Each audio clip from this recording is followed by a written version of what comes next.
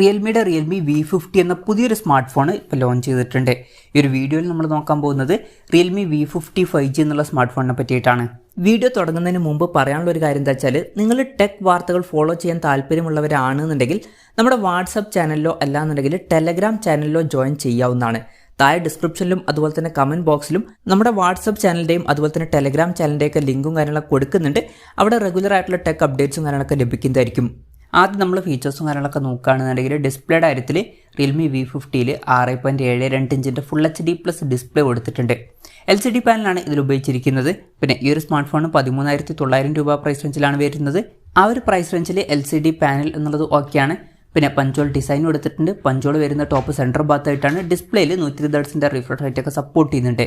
Peak brightness വരുന്നത് 680 nits ആണ്.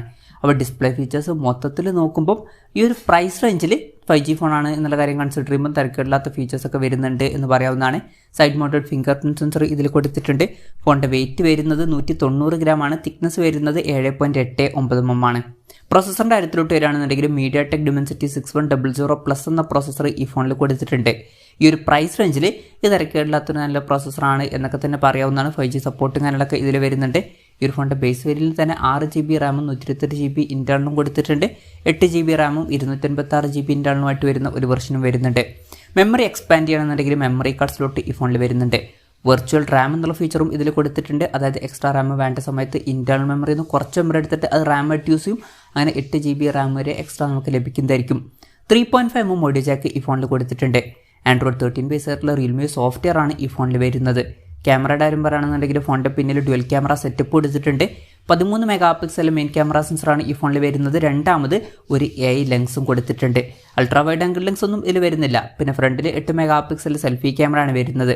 ബാറ്ററിയുടെ കാര്യത്തിൽ 5000 mAh ബാറ്ററി കൊടുത്തിട്ടുണ്ട്. ഫാസ്റ്റ് ചാർജ് സപ്പോർട്ട് ചെയ്യുന്നുണ്ടോ എന്നുള്ള കാര്യങ്ങളൊന്നും അവർ പറഞ്ഞിട്ടില്ല. അപ്പോൾ ഈ ഒരു ഫോണിൽ 10 വാട്ടിൻ്റെ അല്ലാന്നുണ്ടെങ്കിൽ 18 വാട്ടിൻ്റെ ഫാസ്റ്റ് ചാർജ് സപ്പോർട്ട് വരുന്നതായിരിക്കും. Type-C ചാർജിംഗ് പോർട്ടുമായിട്ടാണ് ഈ ഒരു സ്മാർട്ട് ഫോൺ വരുന്നത്. അപ്പം ഇതൊക്കെയാണ് ഫീച്ചേഴ്സിനെ പറ്റി പറയാനുള്ള കാര്യങ്ങൾ. പിന്നെ ഈ ഒരു സ്മാർട്ട് ഫോൺ ഇപ്പം ഇന്ത്യൻ മാർക്കറ്റിൽ ലോഞ്ച് ചെയ്തിട്ടില്ല.